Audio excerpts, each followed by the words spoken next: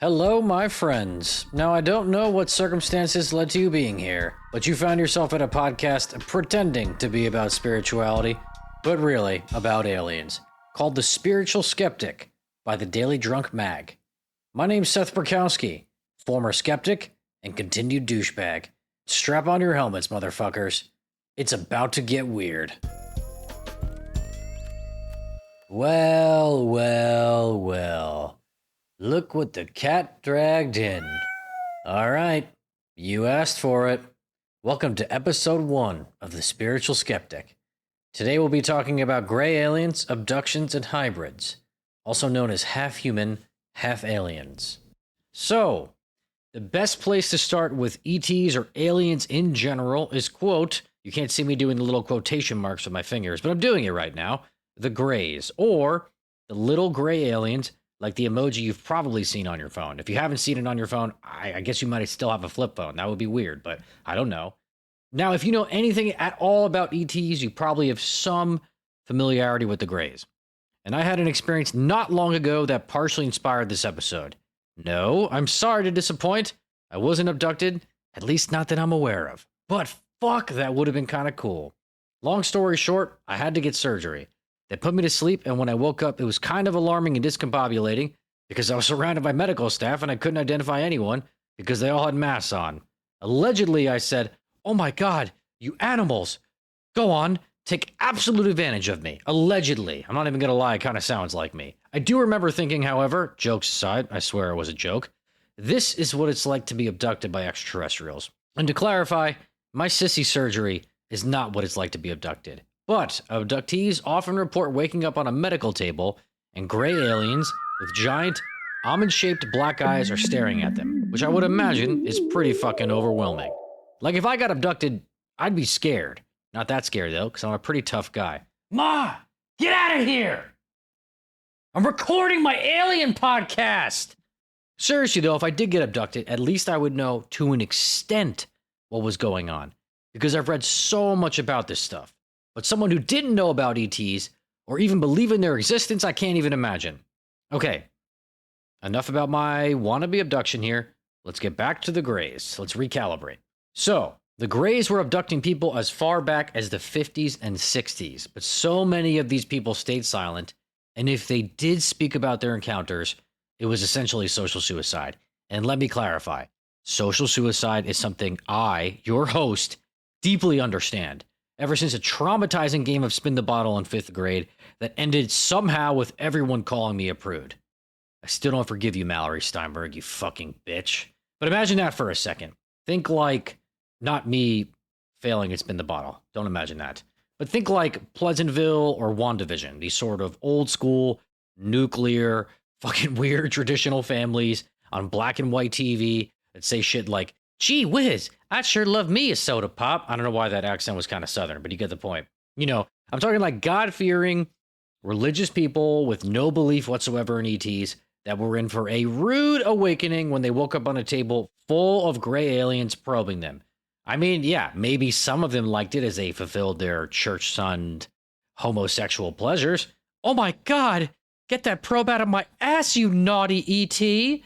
And I want to clarify, I've never had that fantasy. Don't you dare go spreading that rumor, how dare you.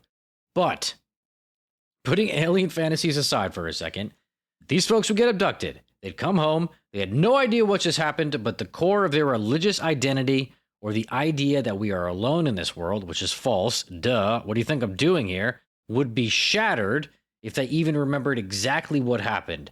Because those sneaky little alien fuckers can actually block or cover your memories like a technological roofie. I realize it's a horrifying name I've given to it, technological roofie, but let's move on.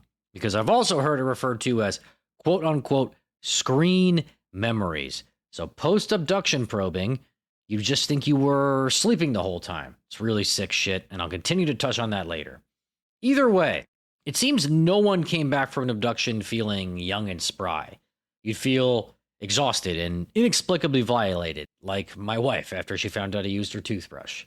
Moving on, these folks are planted back into their nuclear home, again post-abduction, and it's not like it happens once. These Greys are known to be relentless, and these folks still have to go about their nuclear day, as Ma puts a smile on, baking a peach cobbler for little Jack, because guess what? That little shit is obsessed with peach cobbler, even though they're out of fucking season.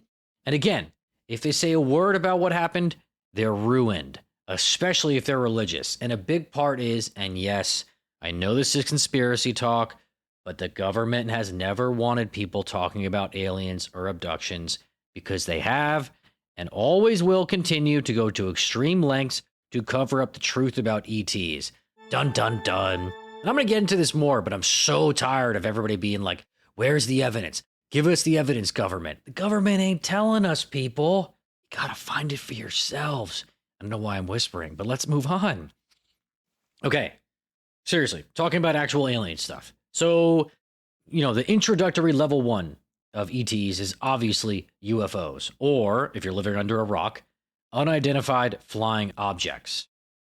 Let's not pretend there aren't plenty of photos, poorly shot videos, and eyewitness testimonies of UFO sightings. There's also weird craft descriptions too. Crafts that are pill-shaped, triangular, lots of lights, unusually silent, and able to sort of dart around inexplicably fast. That's just a few random details, but the underlying point is aliens have way better technology than us. They wouldn't be impressed with ChatGPT, tough guy, okay? If you brought up ChatGPT at an alien bar, you'd be the laughing stock of that local watering hole. Or they'd be concerned for your mental health, probably. Like if Ronald brought up ChatGPT to aliens at a bar, they'd be like, that's right, Ronald. ChatGPT is a helpful tool. Now, let's get that diaper fastened. I don't know who Ronald is, but in this scenario, he's wearing diapers. Sorry, Ronald. The more profound question, of course, is who's inside of these crafts? There are actually many species of extraterrestrials, my friends. We're friends, right? You may have heard about species like the Greys, or the Reptilians, and some other popular ones are Pleiadians, Andromedans, Sirians, and Arcturians. Or maybe you've heard of none of them because you have a life, but that's why I'm here. I remember, actually, I was talking to one of my close friends who's very skeptical, and I was kind of pitching him on aliens. At the end, he was like, okay, fine.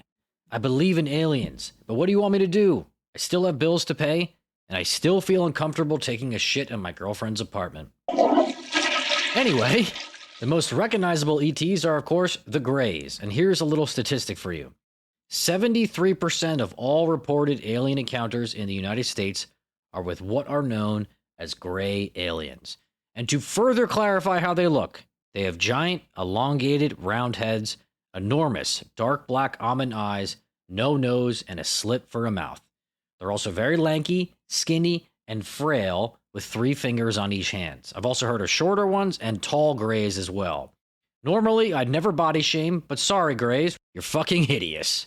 So, more importantly, who are they? Greys are inconceivably brilliant creatures, as many aliens are. It seems merely being in their presence is overwhelming because they're so goddamn powerful. It's the kind of thing that can give you, like, seasickness, even just to be in their presence. And do not sleep on seasickness. It is horrible. I actually went to a bachelor party years ago in Colombia, which sounds way cooler than it was because I had diarrhea the entire time. Anyway, we all went on a day cruise, and everybody got insanely seasick, including myself. I had every intention to bring Dramamine because I know seasickness doesn't fuck around, but I forgot it at our hotel, and everyone was mad at me, and I realized at the end of the day, after suffering through hours of seasickness, that the Dramamine was in my pocket the entire time. I never admitted that to anyone, but if any of you from that Colombia trip are listening, I'm so sorry. Truly, I am. Okay, you get it. Being around the Greys can basically make you feel seasick. Also, the Greys, and mostly all aliens it seems, communicate telepathically. If you don't know what that means, they can basically implant conversations in your head. In other words, when they speak to you, they're not doing it through their mouths, they're literally speaking to you through your brain. I'm not sure how else to explain telepathy outside of that, so Google it if you're not getting it, you idiot. Anyway, they also possess technology that allows them to travel at distances currently not thought possible. I swear to God, I often think about this while sitting on an airplane for hours. Like, Jesus Christ, aliens, put Delta out of business already. I'm also really fucking tired of having to dump my water out before security, only to pay $9 for a bottle of fucking smart water. Bastards. And last but not least, it's apparent that these and many extraterrestrials are ancient creatures that have been around for a very, very long time. Now, I want to preface this continued discussion by noting that in most media, if the Greys are being discussed, it's always portrayed in a haunting, creepy, fear-inducing kind of way. And let's be very clear, the now defunct, I'll explain this shortly, but it's good news, abduction phenomena is terrifying, 100%. I say that in particular because I would never want to diminish the horrors that abductees went through. However, aliens are like people in the sense that some are good and some are steaming piles of shit.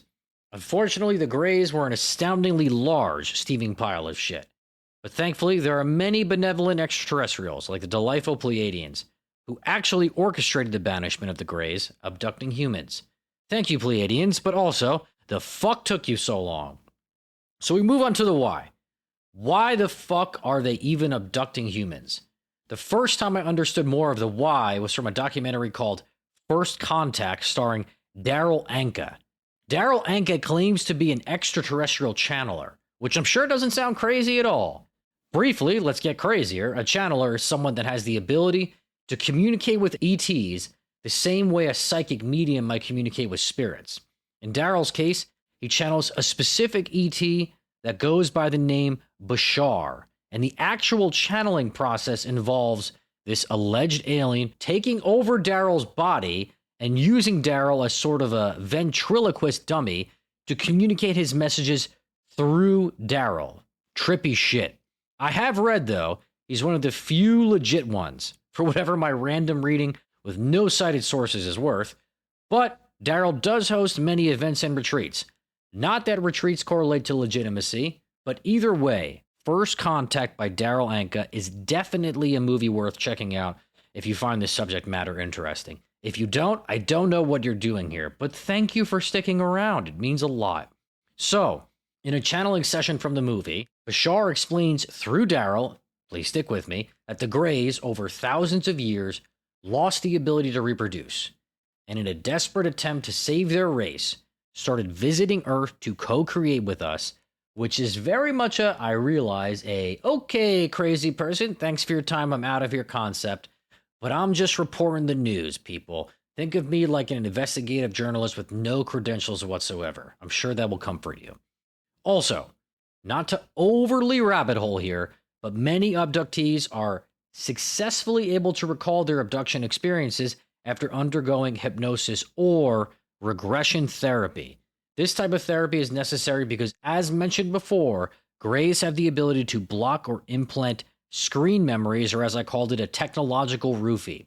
Now keep up, or you're going straight to the chokey, mister! I'm sorry. My therapist says I often have delusions of grandeur in which I think I'm Mrs. Trunchbull from the movie Matilda. That was not supposed to happen. Let's move on. I apologize. So, a fascinating tidbit that's often shared by regressed abductees, however the fuck you pronounce it, is they see humans with strange features on these UFOs or spaceships. People that look like humans, but kind of off. And that's because they are, in fact, the hybrid beings being created from these abductions. It's fucking weird, dude. Side note, a book that I really enjoyed about this phenomena is called Rachel's Eyes, The Strange but True Case of a Human-Alien Hybrid. Here's like a short excerpt from the bio. This is Marissa Luttrell's true story told by her mother, Helen. Marissa was blind, and in order to help with her college expenses, she shared her apartment with the mysterious Rachel. Marissa became concerned when it appeared that Rachel had no past. Little things Rachel said and did aroused frightening suspicions in Marissa, which led to conclusions so incredible that she could not tell anyone, for fear of being thought crazy. Marissa had to confront her fears and face the consequences alone. In doing so, she was also exposed to an alien world existing behind the looking glass. And it reads that, quote, it answers the two important questions of why have aliens not landed on the White House lawn and why haven't they taken over Earth? Okay, come on, that is good stuff. And frankly, let's be honest, what are you still doing listening to me? You could be reading that book. Be smart. Turn this podcast off. Don't. I'm kidding. I'm going to move on. I'm starting to sound like a weirdo. Starting to. Anyway, there's a great hallmark point made there as well. The incessant probing of people who say, if aliens exist, Why don't they just land on the White House lawn? Meh, meh, meh, meh, meh. First of all, have a little fucking respect for landscapers, okay? Lawn maintenance is no easy task. Second, aliens, particularly the Greys, but many others, have shown themselves thousands of times to people all over the world. Third, the Greys have an agenda, and that agenda has nothing to do with announcing themselves. They don't want to. Theoretically, if you were trying to save your dying race through crossbreeding and abducting people, you probably don't have that much time or interest in a fucking pit stop on the White House lawn or a coffee chat. As for other aliens, without getting too far off track, their approach to human contact is more like a controlled science experiment where they slowly introduce themselves to humanity. Slowly. A UFO here, a spiritual ayahuasca encounter there, but slowly, because they're smart enough to realize if they just showed up and said hi to your local Dave and Buster's, everybody would freak the fuck out. Side note, is there any establishment more wonderful than Dave and Buster's? My God. Seriously though, if the truth of aliens were to get out, humanity would crumble. We could not handle it, so it has to be done slowly over time. That's right, goddammit, you can't handle the truth. But aliens exist, so do not worry, I will hold your hand through this. I should note, though, I do have horrendous eczema, but it's too late, you already held my hand, haha. Anyway, returning to hybrids. Returning to half human, half aliens. How is it done? How do the Greys mate with us? Those sick fucks. The alien birthing process was not my favorite pastime to research, but neither is crapping in a public restroom. Alas, sometimes you gotta do what you gotta do. I sourced a lot of this info from the movie Extraordinary the Seeding, which you can purchase on Amazon Prime. The way it all reportedly starts, though, is a human would see a craft, and later that night, that same craft would abduct them. Stalkers. Once on the ship, the Greys would do some experiments and tests. On the second abduction, ova or sperm is abstracted, and alien genetics are introduced in vitro or through sexual contact with the ET. Vomit, but kinda hot, but mostly vomit. Fully vomit, obviously. Let's move on. You've been weird. Next, there's another abduction and an embryo is implanted. Finally, after 4 months, a woman is abducted and her fetus is removed. Somehow, they have the ability to remove and safely maintain its life. Show-offs. Now, the next abduction is fucking wild. The 5th time around is ordinarily when the man or woman are shown their hybrid children. It's like a goddamn TV show. Meet the hybrids. Again, these hybrids, they look weird because reminder gray aliens are, to put it mildly, fucking hideous. And I'm sorry to say it, but these hybrid creations have strange features like massive eyes and stringy hair, but the Greys don't give a crap. They are orchestrating these meetings. More on that in a moment.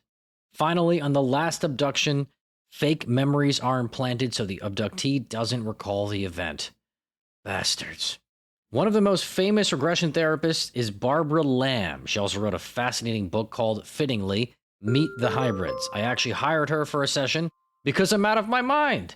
I didn't think I was abducted, but I became so profoundly interested in ETs around the pandemic, while previously having no belief in them whatsoever.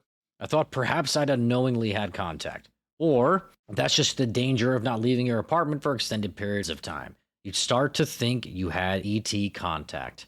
My poor wife. Anywho, the session was kind of like hypnosis. She led me through a long meditation until I was basically out of it, and then started very slowly moving towards ET-related questions. Sorry to be a disappointment, but I didn't have any specific memories about being abducted. But I did have the most random thoughts come to mind, which are probably not interesting at all, but I'm obviously going to share them with you. So, in 2010, during my summer off from college, I worked at a day camp, and there was a counselor I worked closely with. She was a nice kid, very young, sort of shy, and I truthfully had not thought about her for a single second beyond that summer. However, she suddenly came up during this reading or this regression therapy. I kept thinking about and visualizing her eyes. They were huge. I also had this vivid memory of us at a party, and she was cozying up next to this guy. And he had some sort of weird eye issue. It almost looked like he had like a blood stain on his left eye. It was noticeable. And I remember I kept asking him questions about it, and he was uncomfortable. And despite what my therapist describes as, quote, narcissism unlike anything she's ever encountered, I swear it's not typical of me to probe someone about their looks. I actually have port wine stains on my foot, so my foot is basically like red. Hybrid, anyone? And I hate when people ask me, what happened to your foot? So it's really not like me to ever inquire with someone and ask what happened, but I remember being weirdly curious, almost like I subconsciously knew something was off. Shortly after that, the two of them kind of disappeared together into the obscurity of a very expansive Long Island backyard. What does it mean? Probably that two young people one summer were hooking up, and that's literally it. But why, out of the billions of thoughts that could have come up, and billions is conservative because I have a very impressive brain, but why did that thought or those thoughts come up? Perhaps they were two hybrids hiding in plain sight. Dun dun dun. Probably not, to be honest, but weird memories aside, let's go back to the Greys introducing hybrids to their abducted parents. Why are the Greys even bothering to do that? What is your end game, Greys? We already know the Greys aren't doing anything from the kindness of their hearts. It's all robotic, apathetic necessity. But apparently, if a hybrid child does not have some sort of interaction with their biological parents, they are prone to fall into poor health. The power of love prevails, my friends. Now, in this documentary, again, extraordinary the seeding, there's one woman's story that always stuck with me.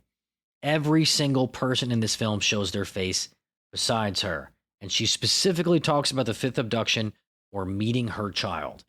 She recalls being taken to a cave and seeing a gray alien with a hybrid, or in her words, an unhealthy-looking girl. Frankly, a description that's been used to identify me way too many times.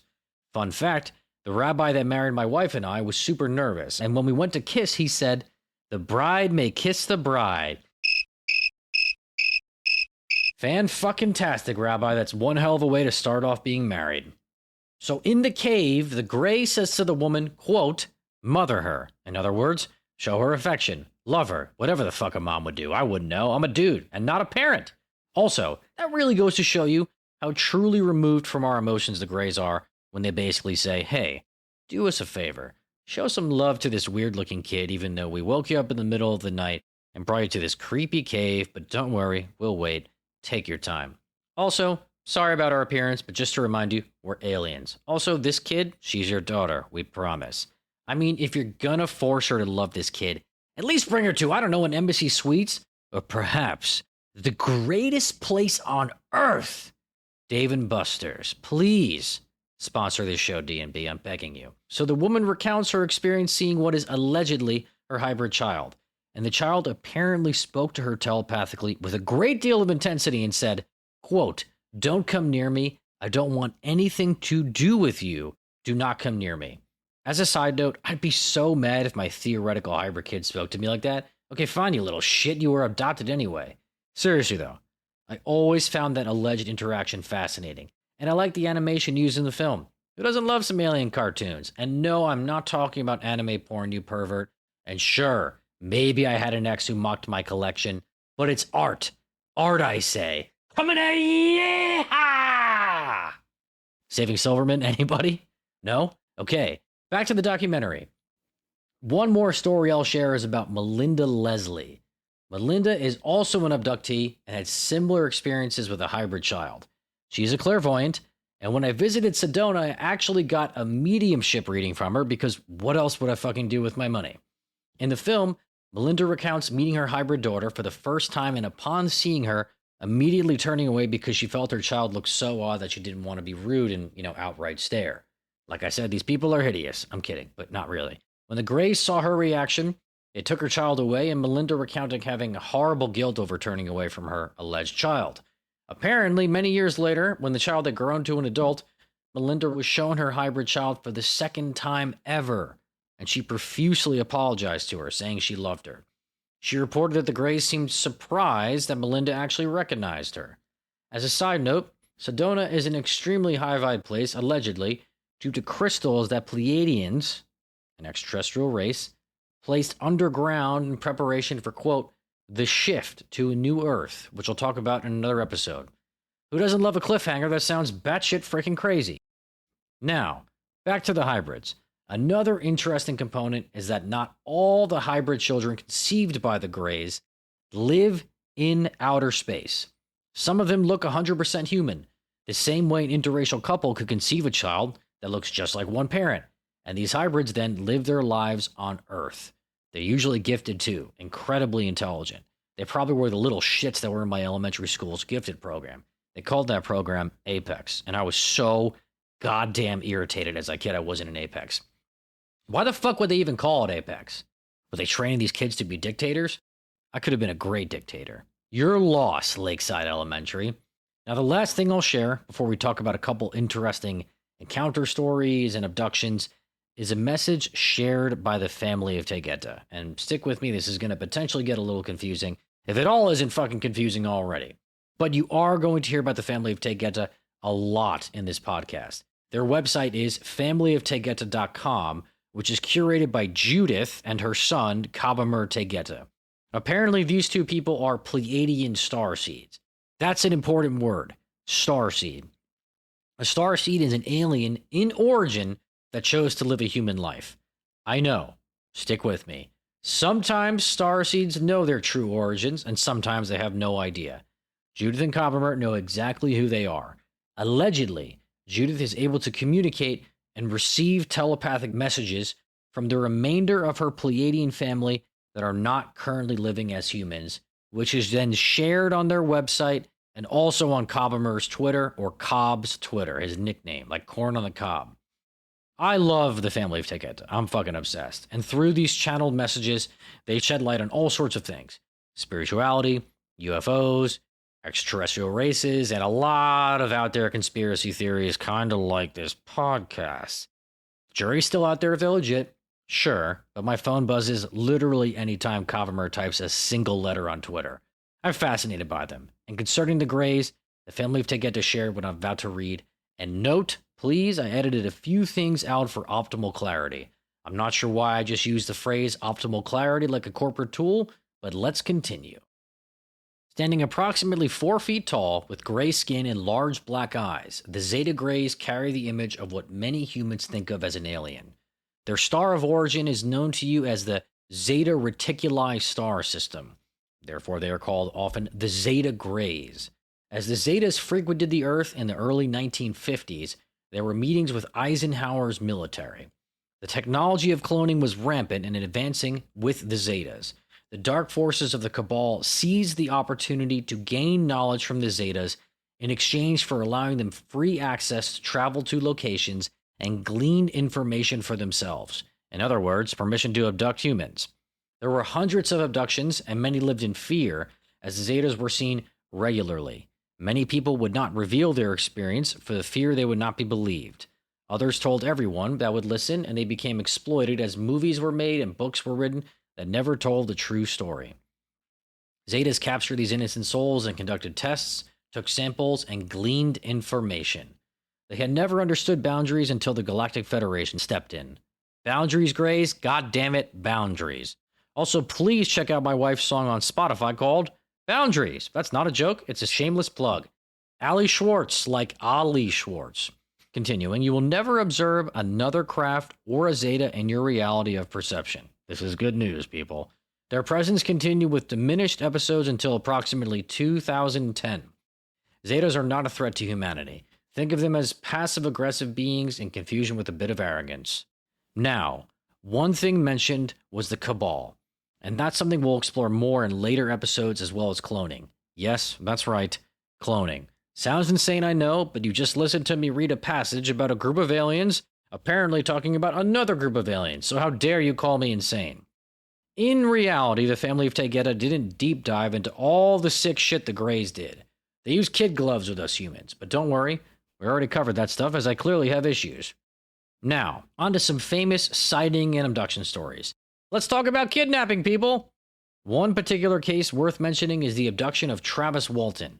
Walton was part of a crew hired by the government to thin out a bunch of trees in an Arizona forest. Who the fuck knew there was a forest in Arizona? One night after work, part of the crew was driving when they spotted something odd hovering above the trees. Travis got out of the car, ran towards said object, which was, of course, a UFO, and a beam of light shone down on him.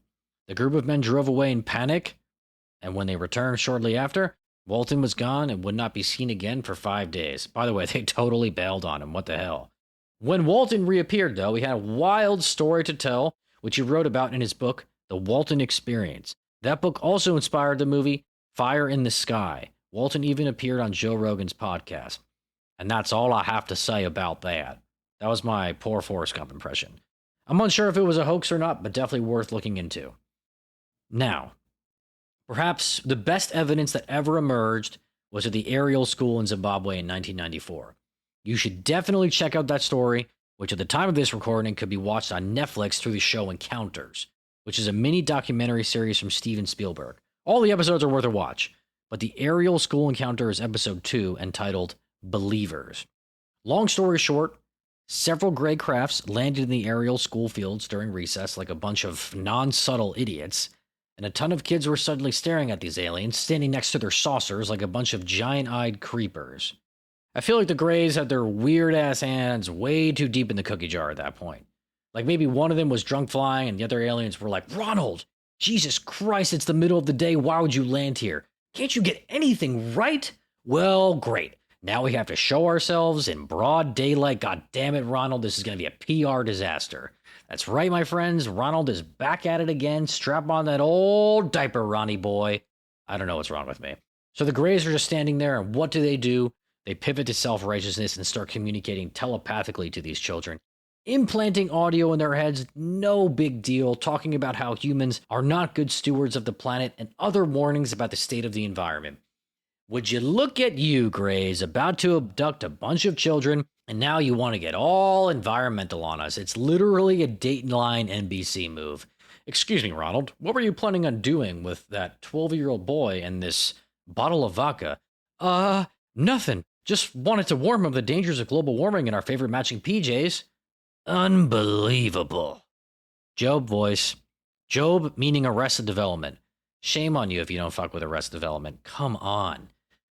And of course, children can lie. I lied to my sister for years that we'd be splitting the profits of my piggy bank. But there were dozens of kids sharing the same details after their encounter. And if I remember correctly, all of these children that experienced contact were asked to draw what they saw in the immediate aftermath in isolation. And all of the drawings looked the same. Aliens, Einstein. Nice guess. And don't you dare question the validity of children's drawings, you piece of spiritual skeptic shit. Don't you dare crush their spirit. You can get more details from the documentary because I'm way too lazy to recount the entirety of it through spoken word. But I do think it's one of the most captivating pieces of evidence for the existence of extraterrestrials. Moving on. One of the most famous abduction cases, I said kidnapping, I promised it, is the Barney and Betty Hill story. This has been spoken about a million times. It's got a Wikipedia page, the whole 9 yards. And the answer is yes, of course I've donated to Wikipedia before because I'm a good person. Unfortunately, they now won't leave me the fuck alone because I donated $3 7 years ago. Either way, Betty and Barney Hill were newlyweds in the 1960s, driving home from their honeymoon when they came across what happened to be a flying saucer. The funny thing is, minus the abduction, that sounds like a dream ending to a honeymoon for a weirdo like myself. They observed the UFO from a distance with binoculars, but when it started darting around, they knew it was something else, and plot twist, they very quickly found the craft hovering over them. Barney apparently stepped out of the car, smart thinking, you fucking purple dinosaur, peered into his binoculars and noticed a bunch of gray aliens in the craft. Then, one of these motherfuckers telepathically communicates to Barney and tells him to stay where he is. At least the Greys have a high EQ, not creeping poor Barney the fuck out immediately. Naturally, Barney sprints back to his car, they take off driving, and they hear some weird noises, and before they know it, boom. They're back in their car, 35 miles away from the abduction spot, with no awareness of what just happened. Remember, screen memories, or as I so classically put it, technological roofie. Before being dropped off in the wrong place, 0-star Steeruba rating Greys, they are brought onto a craft and experimented on. Skin samples were taken, and apparently the Greys wanted to learn more about their spines. It's a backbone, you fucking creeps, get over it. So they're dropped off, their memories are wiped, but as I've graciously taught you, you do not feel spry after an abduction. You feel weird, and they felt weird, groggy, and confused. One crazy thing that stood out to me was immediately after the abduction, Betty apparently said to her husband, "Do you believe in extraterrestrials now?"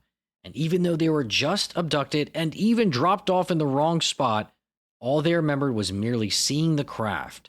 And despite feeling shaken and a little bit off, Barney responded to Betty, "Of course not, honey. That's ridiculous." You know what it was, really? A frame job by the Greys to make Barney look as pretentious as possible. But seriously, how fucking nuts is that? A great place to watch a documentary about the story is on Discovery Plus. They also offer a free week-long trial, and at the time of this recording, you can sign up, cancel your subscription, and still have access for a week. Stick it to the man, am I right? Corporate pricks. The Betty and Barney Hill alien abduction story. I recommend checking it out if you're sick in the head like me and might enjoy having trouble sleeping at night. That concludes episode 1, folks. What have we learned here today? 5 key takeaways. 1. The Greys are total douchebags, and with permission from the US government, they used to abduct people to experiment on them and even create human-alien hybrids, some who live among us. 2. Pleiadians are a benevolent race of extraterrestrials. 3. Dave & Buster's is truly incredible. 4. Sometimes I think I'm Mrs. Trunchbull from Matilda. 5. If you see any Greys, let the Galactic Federation know, because those pricks are not supposed to be here. You're still here. My God. Guess I'm not the only crazy one after all. Until next time, this is Seth Burkowski signing off. Stay weird, you beautiful bastards.